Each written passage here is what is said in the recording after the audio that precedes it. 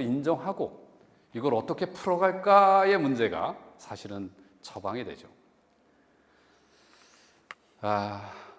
여러분 한 번 사셨어요? 그럼 기억 후 죽어야 합니다. 이게 우주의 질서라고요. 본래 그림은 일자가 아닙니다. 이렇게 생겨 먹었습니다. 저걸 음양태극도라고 얘기합니다. 그놈이 모태솔로인 내 손을 잡았었을 때 처음으로 그놈에게 내 첫 손을 잡혔을 때 기억납니까? 왼손이었어요? 오른손이었어요?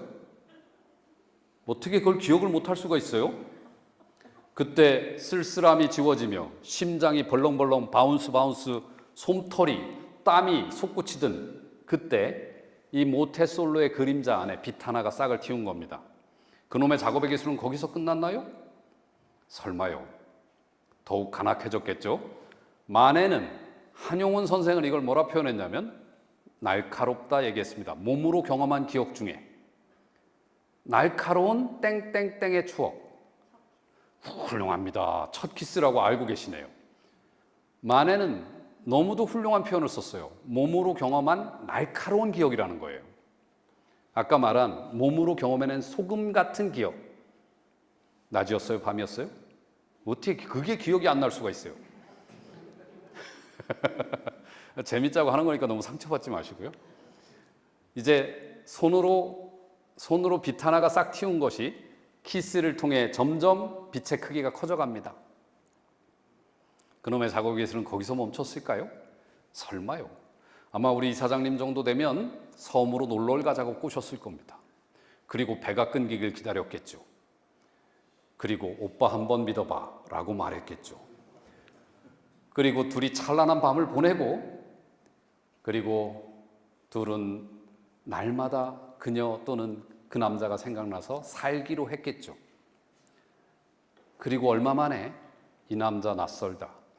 내가 알던 놈이 맞나 이거? 라는 생각이 들었나요? 드디어 둘 사이에 그림자 하나가 싹을 틔운 거죠. 그리고 이렇게 다투기 시작합니다. 너 때문에 내 인생이 이렇게 됐다고. 너만 아니었으면. 그리고 말합니다. 친구가 좋은 거라고. 거기에 이르신 거라고. 예. 점점 그림자가 커지죠. 아까 그림은 일자로 그냥 정지되어 있는 느낌이지만 우주는 그렇게 정지되어 있지 않다. 이 빛과 그림자는 끝없이 역동 안에 놓여 있다. 끝없이 순환한다. 이 말씀을 드리는 겁니다. 자, 이제 그것 때문에 숙제가 있다는 걸 이해하셔야 됩니다. 저 태극이라고 하는 저것 때문에 모든 존재는 숙제를 가지고 있습니다. 사주 명리로 봐도 똑같은 겁니다. 오행이라고 하는 것은 우리가 태어날 때 팔자가 불균형 속에 놓였다는 걸 의미하는 겁니다. 누군가에게는 양의 기운이 크고 누군가에게는 음의 기운이 크다. 따라서 이 불균형이라고 하는 게 내 삶의 숙제로 작용한다. 이해하셨나요? 요 정도 얘기해놓고 이제 또 하나 이해하셔야 될 게 태극을 이해하셨다면 원기, 기를 이해하실 필요가 있습니다. 서양 사람들은 이 기를 이해를 못했었습니다. 근데 우리는 기 다 이해하시죠? 그죠? 생기가 느껴지십니다. 아직도 새끼가 살아있는 것 같습니다. 감사합니다. 네. 살기가 농담입니다. 냉기가 이것도 농담입니다. 다 이해하시죠?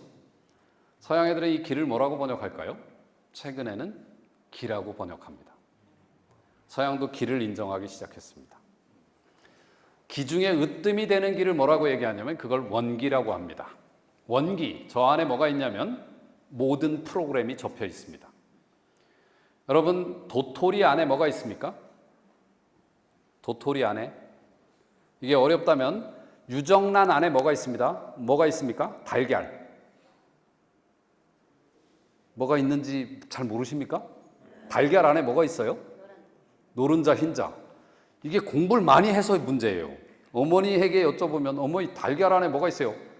이놈아 계란 후라이가 있지 이놈아. 어머니는 어머니에게 달걀은 계란 후라이인 거죠. 그런데 유정란 안에는 병아리가 있습니다. 도토리 안에 뭐가 있습니까? 참나무가 이미 접혀 있습니다. 맞죠?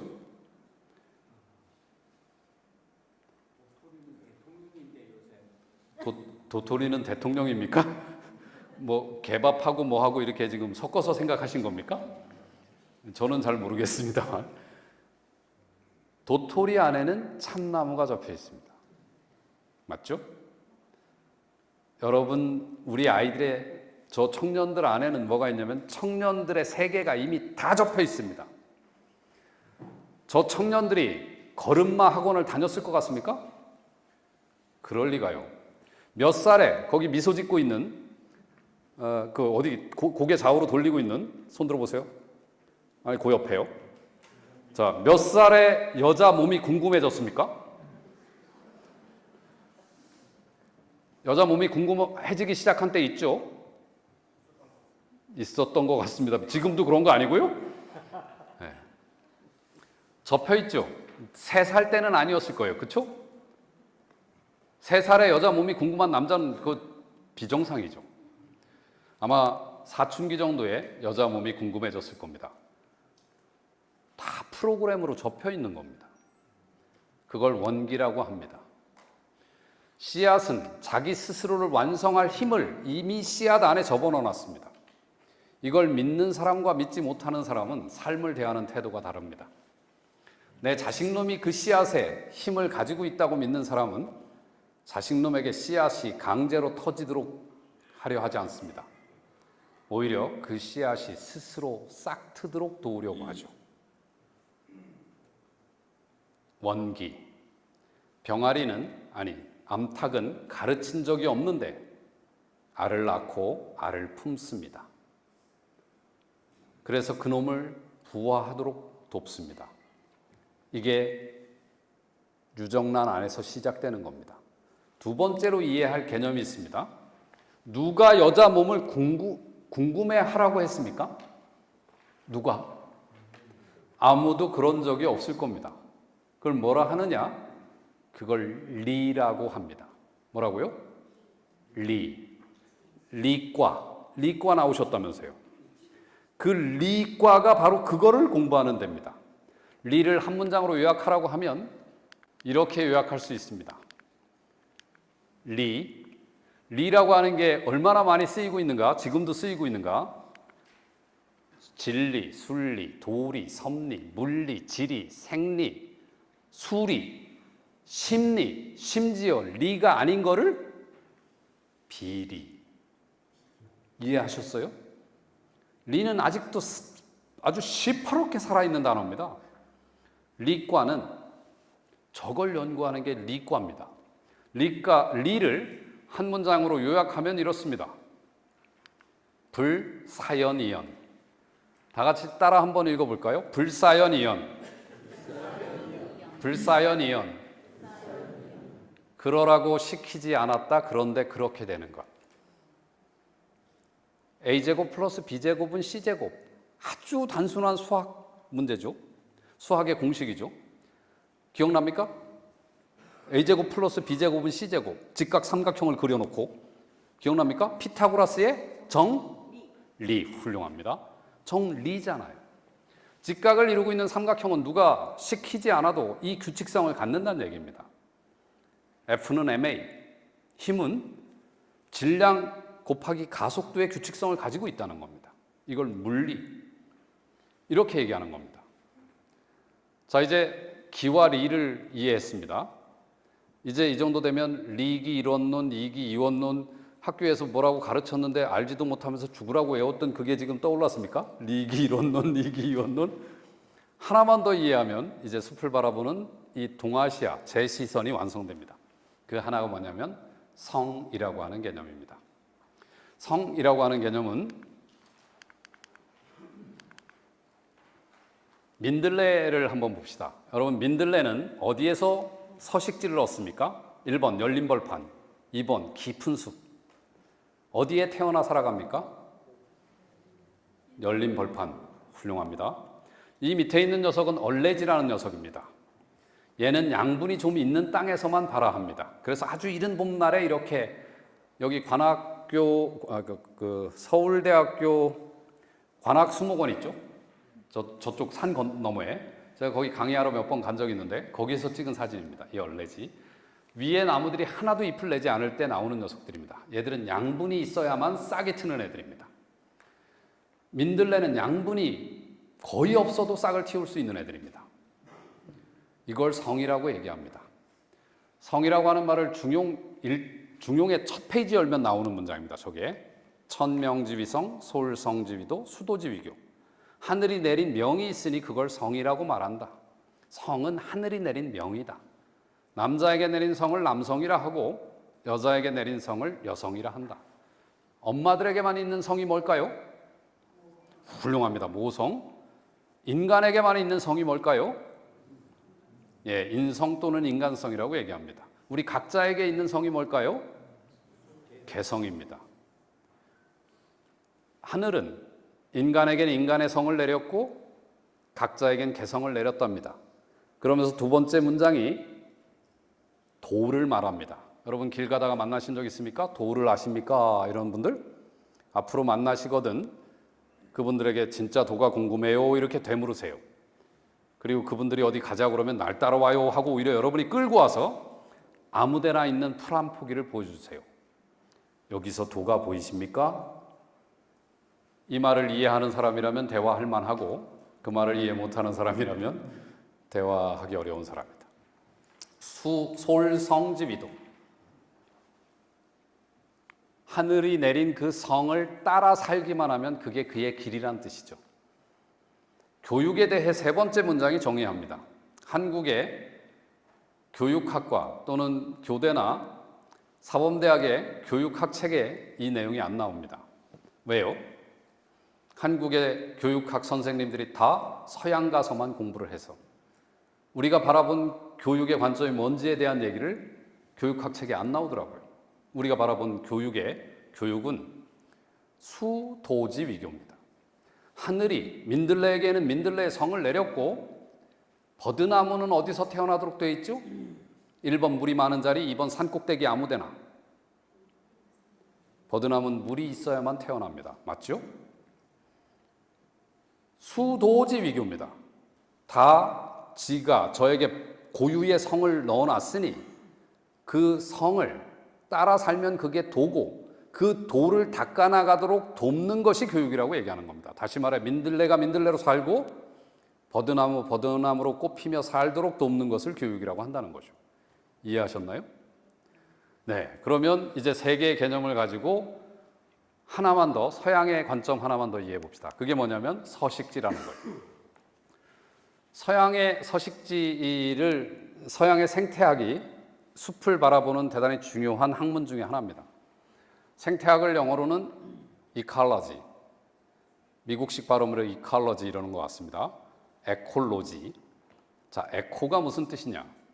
오이코스라고 하는 그리스어에서 온 말이죠. 이 오이코스가 영어로는 헤비타트입니다. 헤비타트를 우리말로 하면 서식지란 뜻이죠. 로지는 로고스에서 온 말이죠. 다시 말해 오이코스 로고스가 에콜로지란 뜻입니다. 그러면 서식지의 로고스란 뜻이죠. 지금 마무리하라는 사인인가요? 아닌가요? 마무리하라는 사인인가요? 아, 네. 마무리하라는 사인이라고. 알겠습니다. 마무리하겠습니다. 그래서 이 헤비타트 로고스가 에콜로지라는 뜻이고요.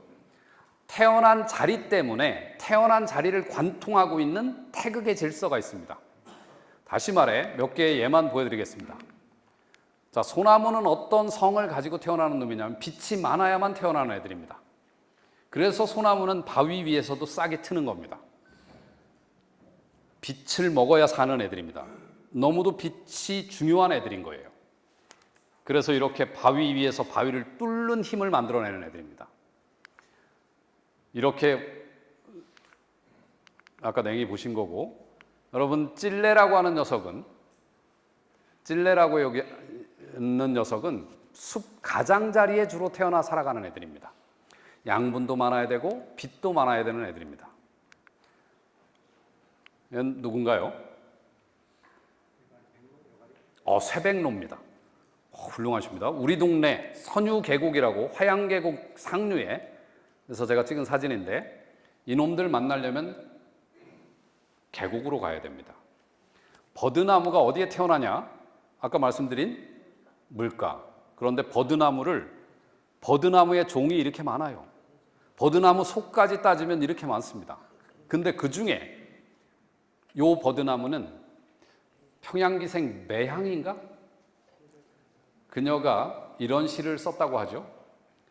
맷버들 가려 꺾어 내님께 보내오니 창가에 꽂아두고 꽃 피거든 나인양 여기 소서. 무정하게 정 주고 한양으로 돌아간 전 평양 감사에게 갯버들을 꺾어 보내며 창가에 두고 꽃 피거든 나처럼 여겨달라. 이런 시를 쓴 대상이 저 갯버들이라고 하죠. 저놈은 어디서 만날 수 있을까요? 1번 계곡, 2번 하천, 3번 강, 4번 바다. 같은 물인데 누가 강 이러셨나요? 산이요? 산이 아니라 계곡이죠, 계곡. 매버들. 근데 매버들이라는 게 매가 만든 그 깊은 계곡, 그 속에서 크는 거예요. 그러니까 이런 놈들이 이런 자리에 태어나는 거죠. 이런 자리. 이 계곡이라고. 여기가 제가 사는 그 동네의 계곡이에요. 저랑 함께 공부하는 사람들이 여름에 저랑 계곡을 걸으며 공부하다가 지금 물놀이 들어갔는데 그 안쪽에 보면 저런 놈들이 다 갯버들입니다. 반대로 버드나무라고 하는 우리가 아는 흔한 그 수양버들, 능수버들은 하천에 주로 태어나 살아갑니다. 여긴 청주의 무심천입니다. 숙제 이야기를 두세 개만 더 해드리고 이 개별적 생명들이 꽃피고 살아가기 위해 자기를 극복해낸다는 것이 어떤 것인가를 설명드리고 공동체 얘기까지 하면 7분쯤 더 써야 됩니다. 네, 앉아 계셔도 됩니다. 네네. 네네. 그래도 주제는 좀 다뤄야 돼서. 네. 여기 누구죠? 진달래. 진달래는 진달래가 살 자리에만 태어납니다. 오동나무는 어떤 숙제를 안고 있냐면, 오동나무라고 하는 녀석들은 빛도 많아야 되고 양분도 많아야 됩니다. 그런 자리가 어디 있습니까? 양분이 많은 땅은 깊은 숲입니다. 여기 주로 태어나는 애들은 산삼 같은 애들이죠. 산삼은 양분이 많아야만 태어날 수 있어요. 그러면 얘는 부잣집에 태어난 거죠. 인간으로 치면 깊은 숲에 양분이 많은 땅이니까. 그런데 얘가 감당해야 될 게 있어요. 이름 일양이라고 아까 했잖아요. 빛이 있으면 그림자가 있다고.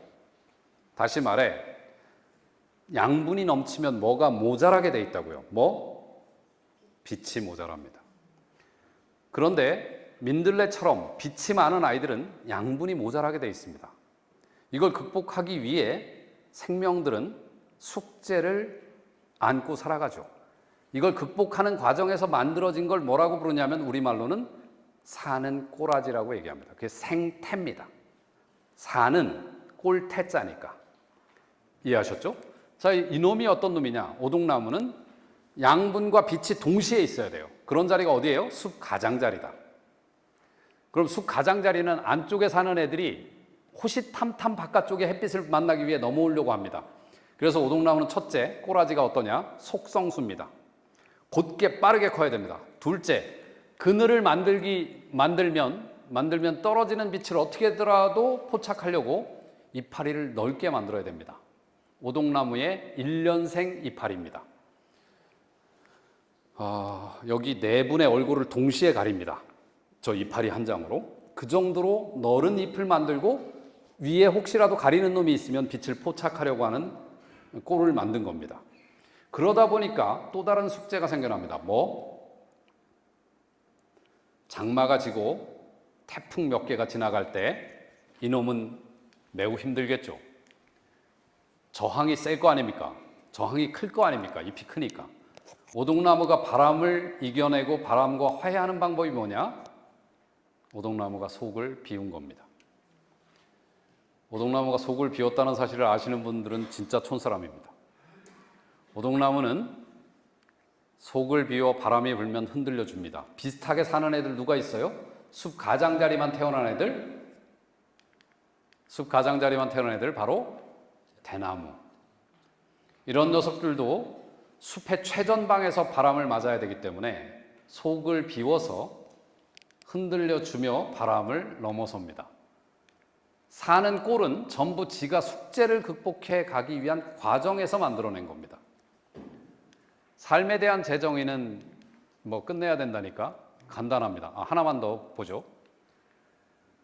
밟히는 햇빛을 많이 받는 최대한 많이 받을 수 있는 자리에 사는 애들 중에 하나가 질경입니다. 햇빛이 최대한 많이 들어온다는 얘기는 다른 식물이 거의 못 산다는 뜻입니다.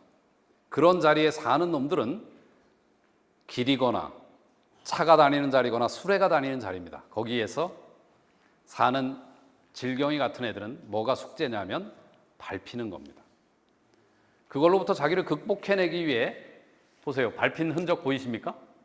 구멍이 뽕뽕 뚫렸죠. 상추를 밟으면 어떻게 될까요? 전부 이겨지지만 얘들은 밟힌 그 구체적 압력의 자리만 뽕뽕 뚫리게 되어 있습니다. 얘는 또 누군가요? 네? 오, 훌륭하십니다. 쇠비름. 훌륭하십니다. 저놈 우리 집 마당의 사진이거든요. 이놈 햇빛 마음껏 받지만 매일 밟혀야 됩니다. 그걸로부터 자기를 극복해내는 것이 이 생명이 자기 꽃을 피울 수 있는 이 생명의 숙제인 겁니다. 또 여러 개 있지만 제가 농사짓는 명이나물, 여기 봄 같아요, 여름 같아요, 가을 같아요? 봄입니다. 가장 이른 봄에 이 녀석은 어떤 성을 가지고 있어서 태어나냐면 양분이 많아야만 태어납니다. 양분이 많다는 얘기는 위에 나무가 많다, 적다? 많다. 그러면 얘는 빛이 모자란 환경을 이겨내기 위해서 어떻게 했다? 아주 이른 시간에 싹을 틔운다. 이해하셨나요? 그러면 뭘 견뎌야 된다? 늦추위를 견뎌야 된다. 그래서 부동액을 만들어 놨어요. 자기가 얼지 않도록. 더 신기한 거, 땅이 얼면 어떻게 될까, 겨울에? 제가 이 녀석들을 여기 보시면 아주 정교하죠? 거즈로 쌓여 있죠? 저걸 가을 되면 하나씩 해서 전부 거즈로 싸줍니다. 라고 제가 어디 가서 뻥을 치면 대부분 속아 넘어갑니다. 저 거즈는 저 명이나물 산마늘이 직접 만들어낸 겁니다. 땅이 얼어 들어갈 때 이른 봄날 총알처럼 튀어 올라가야 되기 때문에 뿌리를 얼지 않게 하기 위해서 그렇게 거즈를 직접 하나씩 만들어내죠. 삶은 자기 극복의 과정이라는 게 쭉 얘기고요. 동반성장연구소이기 때문에 이제 개별적 생명체들이 삶이란 숙제를 극복해내고 자기 꽃을 피우는 게 삶이다. 이게 제가 삶에 대해 내린 숲에서 얻은 정의입니다. 삶은 자기 극복을 통해 자기의 꽃을 피우는 것이다. 그 욕망들이 부딪히며 이루어낸 게 숲이다. 그 욕망이 부딪힌 자리가 바로 그 조화를 이루어낸 자리가 숲이고 인간으로 치면 그게 사회다. 그러면 왜 인간의 사회에 대해서 인간의 사회는 저들처럼 향기롭고 다양하고 그윽하지 못한가? 여기에 대해 정희성이라고 하는 시인께서는 이 서울대학교의 예전에 선생님이셨죠? 제가 기억하기로는 그런데 정희성 선생님께서는 숲이라는 시에서 이렇게 우리에게 묻습니다. 나무들은 제가끔 서 있어도 숲인데 너와 나는 왜 숲이 아닌가? 나무들은 각기 어떠한 제도, 규칙, 법률도 없이 교도소 이런 거 없이 전쟁 없이 제가끔 서서 살아가도 숲을 이루는데 왜 인간들은 그 많은 것들을 만들어내고도 숲을 이루지 못하느냐는 질문입니다. 결론만 말씀드리겠습니다. 제가 3가지 정도 숲을 통해 얻어낸 통찰은 첫째, 숲에 사는 녀석들은 alone, 홀로 살지만 but not alone, 결코 홀로 살지 않습니다. 이 나무들이 모여 사는데 이게 하트 모양의 그 나무, 개수나무가 모여서 사는 모습입니다. 나무 가지들이 부딪히는 자리가 전부 비어 있죠.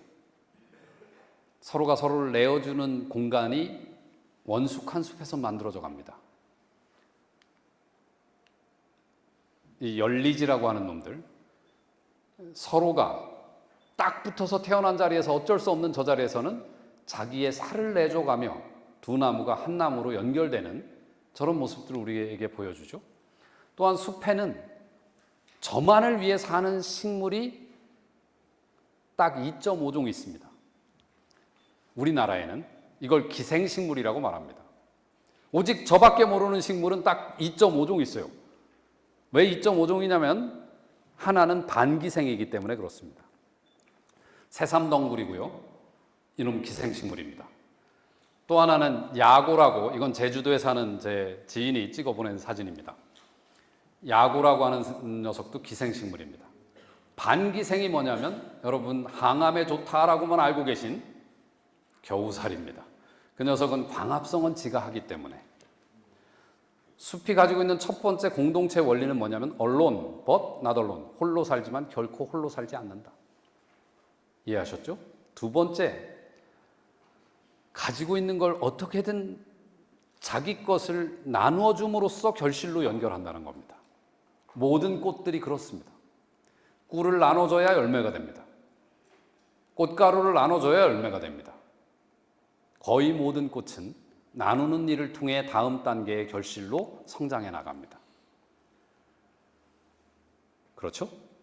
그리고 숲은 상속을 안 합니다. 정말 중요한 겁니다. 숲이 깊어지려면 토대가 바뀌어야 됩니다. 모든 낙엽과 모든 나뭇가지와 살았던 흔적들을 숲으로 철저히 돌려놓습니다. 심지어는 식물들은 형벌을 극복했는데 나무들과 식물에게는 질소를 흡수할 수 없는 형벌이 있습니다. 비료의 3요소 중에 맨 앞에 오는 게 질소거든요. 질소, 인산, 칼륨. 공기 중에 78%가 질소입니다. 그런데 질소 비료를 농부들은 줘야 됩니다. 왜? 질소를 못 먹거든요. 어떻게 이걸 해결했냐면 식물들의 90% 이상이 자기가 생산하는 광합성의 결과물에 4분의 1, 즉 25%를 뿌리로 흘려보내줍니다.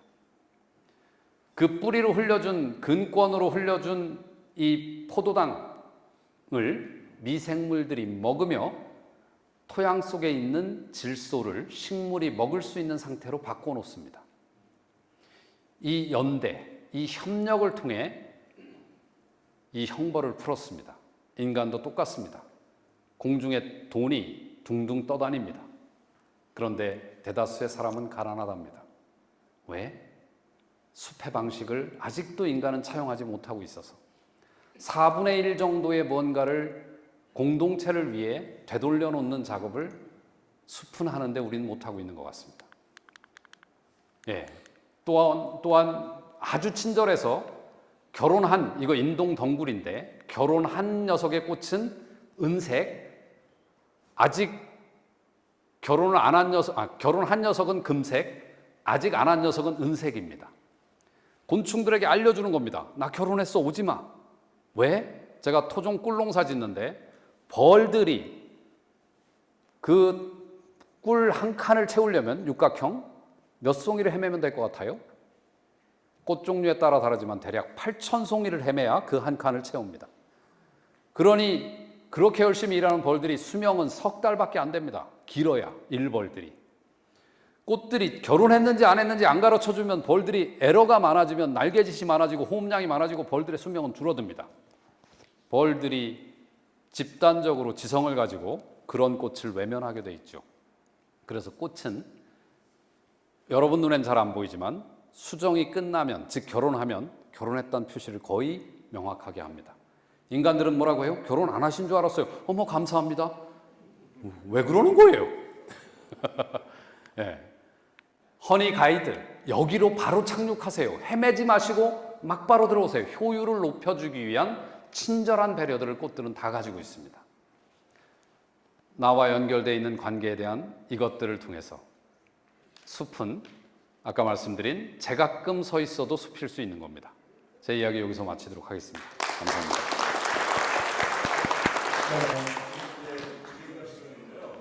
시간이 많이 지났습니다. 지금 8시 26분을 지나고 있습니다.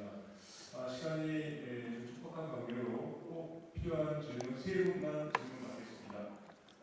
네, 말씀하십시오.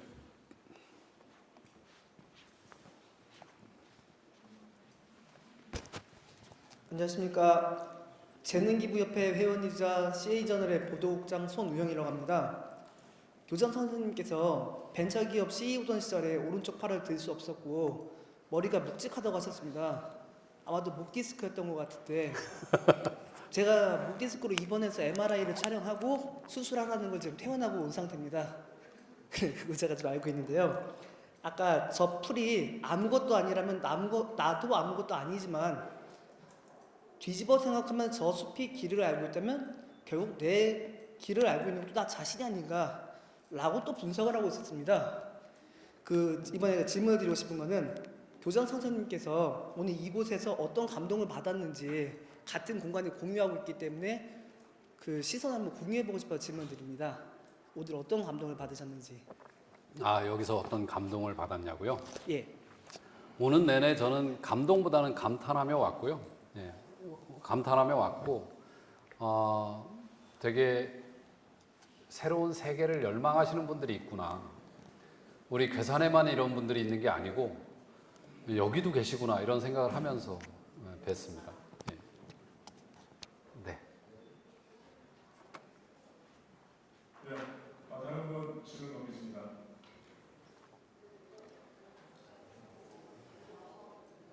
네, 없으시군요. 있으신가요? 네. 예, 잘 들었습니다. 네. 수비 도이치가 뭔지 다시 한번 또 생각을 해봐야 되겠습니다. 저는 한국도시재생연구원의 김정영이라고 합니다. 네. 제가 두 가지 말씀을 드리겠습니다. 한 가지는 인구 소멸과 관련해서 종족 번식이라는 것을 인간만큼은 왜 통제를 하고 가장 초점은 종족 자연스러운 종족 번식 또 생태학 내지는 수분 어떻게 조절하고 있는 건지 그걸 이제 즉 얘기하자면 인간만큼 종족 번식을 스스로가 선택하고 스스로가 하고 있습니다. 그다음 두 번째는 숲이 없는 사막은 어떻게 설명할 것인지 그걸 한번 말씀해 주시면 고맙겠습니다. 숲이 없는 사람은 어떻게? 사막. 숲이 없는 사막. 네. 그리고 첫 번째 질문은 첫 번째는 종족 번식. 생물학적 모든 자연물은 미생물부터 시작해서 자기 종족 번식을 자연적으로 인간 격대 통제를 하고 있습니다. 그래서 인간만큼은 인구 소멸까지 지금 현재 그런 문제까지 치닫고 있잖아요. 그 점을 한 말씀 주시면 고맙겠습니다. 네. 두 번째 문제 제가 조금 오랫동안 생각한 거라 인류의 그 4대 문명 발상지를 보면 예전에 인류가 거기 머물렀던 모든 공간이 지금 사막으로 변했죠. 사막이라고 하는 것이 인류에 의한 그 도륙당한 숲이 결국은 사막이 된 측면들이 있고 미국의 사막은 제가 잘 모르겠어요. 그건 잘 모르겠고 인간의 종족 번식은 인간은 스스로 조절을 못하는가? 근데 한국 사회를 보면 이런 생각도 좀 듭니다. 요즘 0.7 출산율? 저도 아이를 하나밖에 안 낳습니다. 위기감 때문이었던 것 같아요. 인간도 그것을 알아가고 있지 않나? 전쟁이 끝나고 그 움츠려 있던 인간의 본능? 이게 전쟁이 끝나자마자 터져 나온 걸 보면 그게 베이비 부머로 연결되었고 그러다가 지금은 어느 시대보다 풍요로운데 스스로 지금 결혼도 출산도 하지 않고 있는 거 보면 이 청춘들이 위기감을 가지며 조절을 하고 있는 거 아닌가. 대단히 비극적인 일이 아닌가 저는 이런 생각을 하는데 저는 그런 그 약간 로고스적인 이해보다는 제 전문 분야는 조금 이렇게 말씀하신 대로 우리 사상과 이쪽 영역이어서 디테일은 제가 좀 그렇습니다. 네. 네, 추가적인 질문 없으실까요? 네, 없으시면요. 장시간 좋은 강연과 답변해 주신 김용규 부장선생님께 다시 한번 감사드립니다. 네, 감사합니다.